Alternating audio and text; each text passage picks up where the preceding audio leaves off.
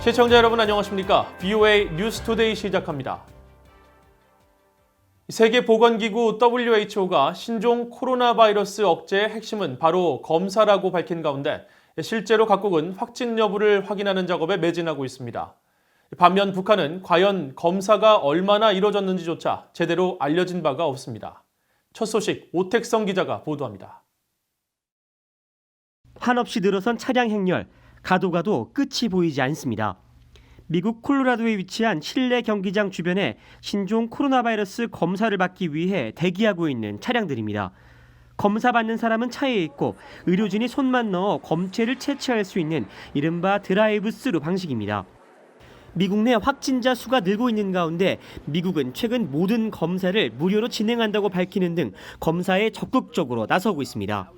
I think importantly, anybody right now and yesterday, anybody that needs a test gets a test. They're there. They have the test. 세계보건기구 WHO 역시 신종 코로나 바이러스 억제의 핵심은 검사라고 강조하고 있습니다. But the most effective way to prevent infections and save lives is breaking the chains of transmission. And to do that, you must test and isolate it. We have a simple message for all countries. Test, test, test. 지금까지 가장 많이 검사를 한 나라는 한국으로 15일 현재 26만 건 이상, 이탈리아는 9만 7천여 건, 영국과 프랑스는 각각 3만 건, 1만 건 이상 검사를 진행한 것으로 집계됐습니다. 반면 북한은 검사 결과 발표를 극히 꺼리는 모양새입니다.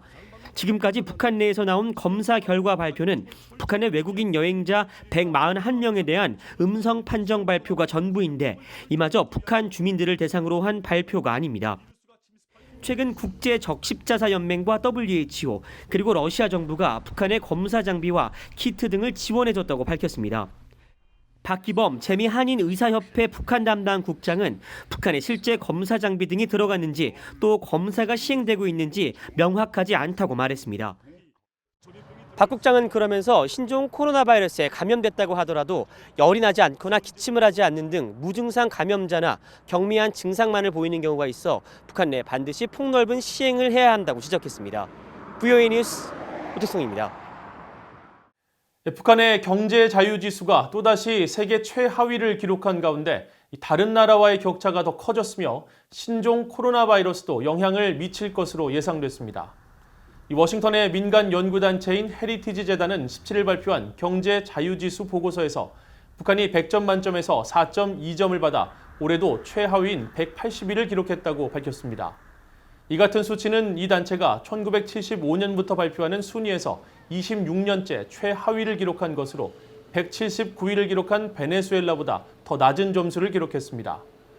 보고서를 작성한 헤리티지 재단의 테리 밀러 국제무역경제센터장은 17일 VOA에 이런 상황은 북한의 경제 자유가 얼마나 심각한 억압 속에 있는지를 잘 보여준다면서 북한은 폐쇄적인 국가이기 때문에 무역과 투자, 금융 등 어떤 경제 자유도 쉽게 판단할 수 없다고 밝혔습니다.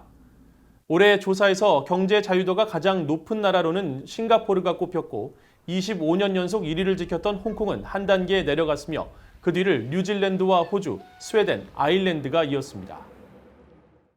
미국 농무부가 북한의 올해 쌀 수확량이 지난해보다 약 2만 톤가량 줄어들 것이라며 1994년 이후 가장 적은 수확량을 기록할 것으로 전망했습니다.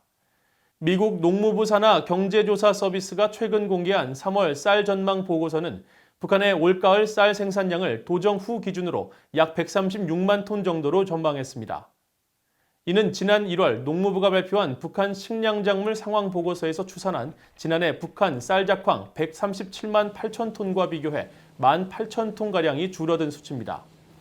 이 같은 북한의 쌀 작황 전망치는 1994년 당시 약 150만 톤을 기록한 이래 가장 적은 수치로 북한의 식량 부족 상황을 고려할 때 북한이 올 연말까지 약 20만 톤의 쌀을 수입할 것으로 보고서는 내다봤습니다.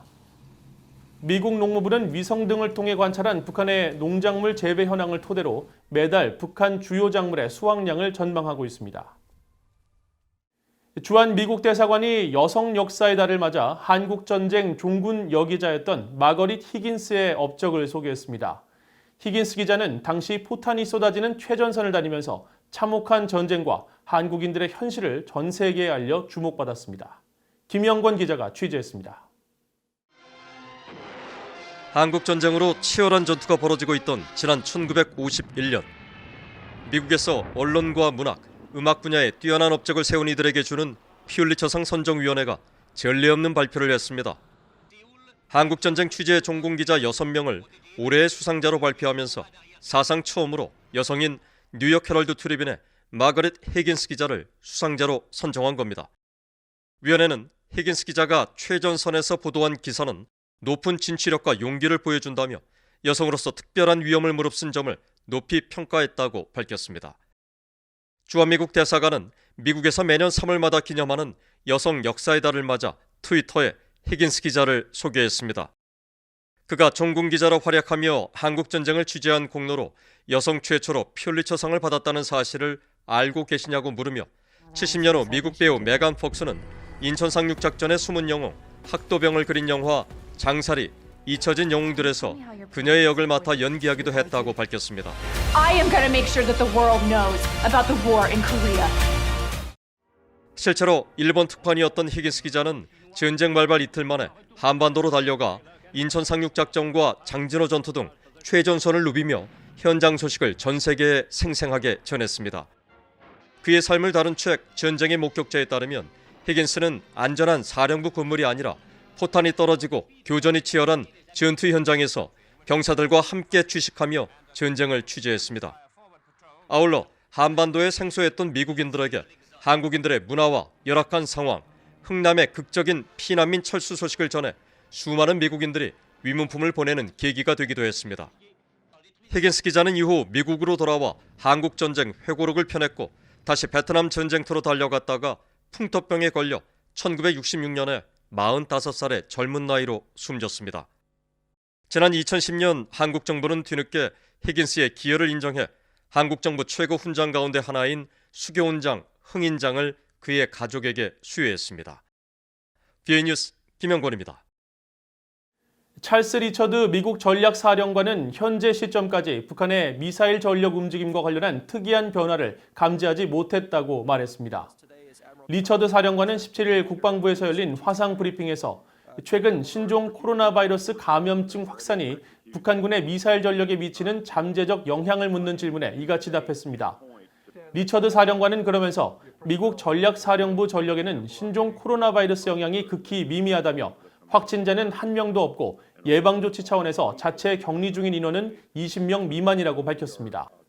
또 코로나 바이러스 대응으로 부사령관과 핵전력의 명령개통 이원화 조치를 취했다면서 이는 언제든 전투에 돌입할 수 있는 대비태세를 보장하기 위해서라고 설명했습니다. 로버트 킹 전 국무부 북한인권특사는 일본이 미국, 한국과 마찬가지로 북한 인권과 관련해 문제 제기를 꺼리고 있다고 지적했습니다. 킹 전 특사는 지난 16일 워싱턴의 민간단체 한미경제연구소 웹사이트에 올린 글을 통해 과거 일본이 북한 인권 문제와 관련해 적극적으로 목소리를 내던 것과는 대조적이라고 말했습니다. 킹 전 특사는 북한 정권이 일본에 대해 적대적인 태도를 취하는 가운데 일본의 아베 신조 총리가 김정은 북한 국무위원장과의 대화를 추구하면서 일본이 지난해부터 북한 인권 문제와 관련해 비판하는 것을 그만두었다고 주장했습니다. 특히 지난해 유엔 인권이사회에 제출된 결의안에 공동 작성국뿐 아니라 공동 제안국으로도 참여하지 않은 데 이어 올해는 공동 제안국으로만 참여하고 작성에는 참여하지 않았다고 지적했습니다. 이상으로 VOA 뉴스투데이를 마칩니다. 시청해주신 여러분 고맙습니다.